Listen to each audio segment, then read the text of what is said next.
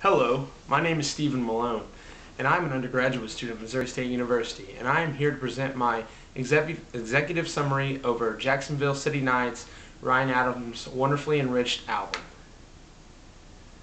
Jacksonville City Nights starts off with Kiss Before I Go.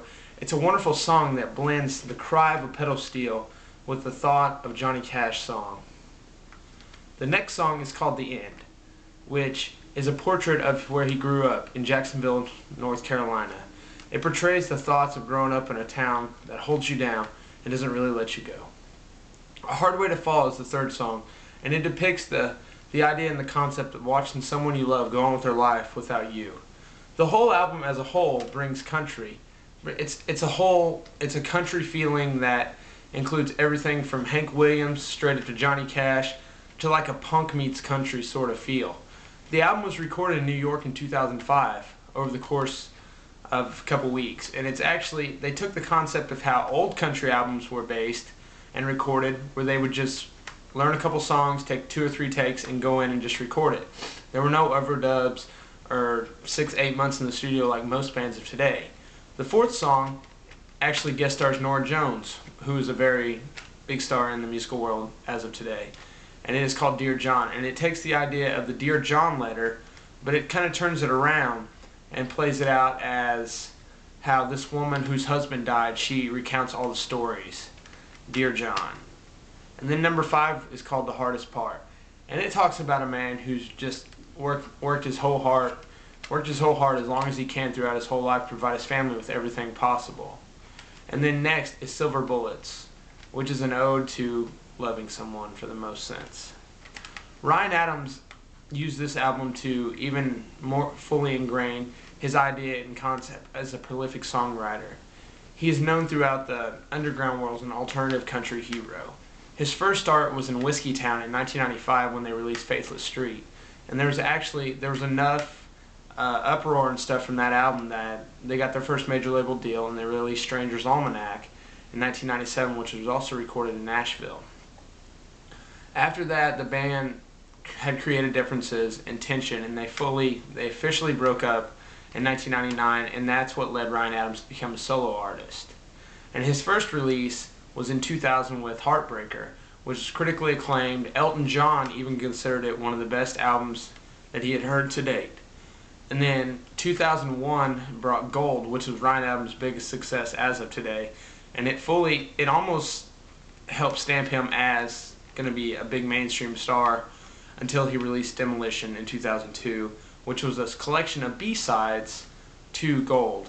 After that, he went in and wrote and recorded Love Is Hell, which got rejected by the label because it was deemed where it wasn't going to be critically acclaimed, it couldn't be commercially successful, they thought. So he went back and, in a sense to being mad at the label, he recorded Rock and Roll, which he wrote and recorded in 2 weeks. And that one was critically acclaimed, but it still the sales to the album was still less than stellar. But they did release it, and then they decided to release Love Is Hell, but as 2 parts at first. They eventually released it as 1 full CD. And then Ryan Adams took 2004 off, and that's what brought in the year 2005 for Ryan Adams, which to critics is considered his best year, because it started out with a double release of Cold Roses, the 2 CD Cold Roses, and then next came the best CD to date, Jacksonville City Nights.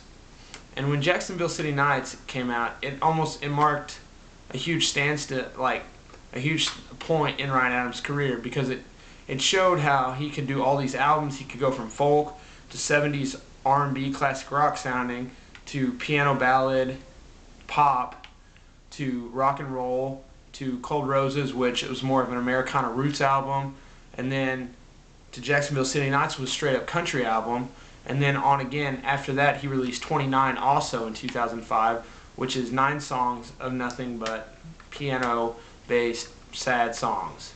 And up until then, he had been considered one of the most prolific songwriters, and after that, it pretty much stamped him as the most prolific songwriter in music as of today. And on 2001's Gold, Ryan Adams also wrote a very huge song that some people might notice in today's music, in country music called When the Stars Go Blue. Tim McGraw has covered the song, Bono covered the song, the Coors covered the song. It is just very well known. So, and then after 29, Ryan Adams took 2006 off, and then he came back in 2007 with a CD called Easy Tiger, which was a much more polished sounding CD, and it wasn't retro Ryan Adams as we had known. And then also that same year he released the EP Follow the Lights, which included a song Follow the Lights for the TV show October Road. And then later in 2008, and his last album supposedly was called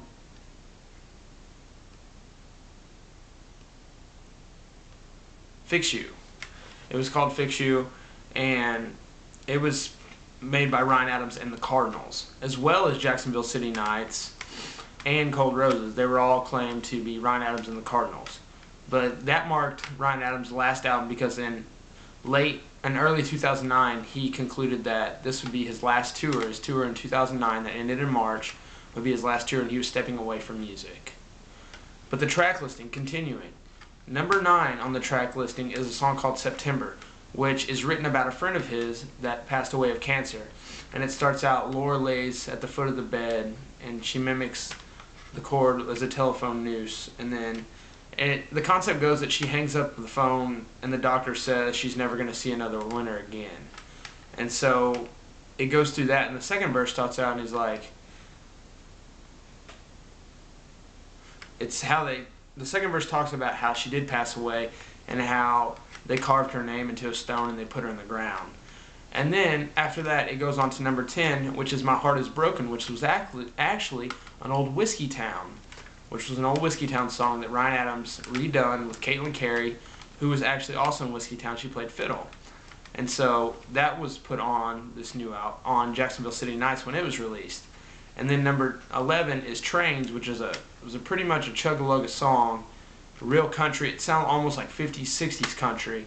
And then comes PA number 12, which is a very Johnny Cash sounding song. It's his style of music with the B's, the E's. It's very much a Johnny Cash song. And then 13 plays back into the first person kind of sense and uses the stereotype of this is my life, I wish it would have turned out different. Because one of the line in the second verse is, I can go on but I won't bore you, I'm lucky in life but not in love. And then 14, the track listing ends at number 14 with Don't Fail Me Now, which it's a very great song, especially at the end when the guitar's cut out and then everything comes back in at one time with the piano. It ends the CD amazingly and performs. And on the basis of these findings, it is recommended that Jacksonville City Knights should be ingrained into the musical concept of people's minds, because it's one of those landmark CDs in the alternative indie country genre world that you just don't see in today's time. You don't see albums that are recorded like this. And with the help of this album, your musical tastes would simply start to change, because you would find this and you would find other great albums by other alternative country artists such as Wilco, formerly Uncle Tupelo, and as well as Sunvolt. They were formerly part of Uncle Tupelo. And then you have the old 97s.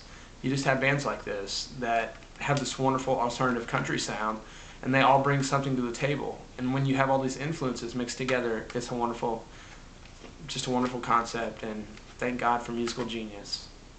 Thank you very much.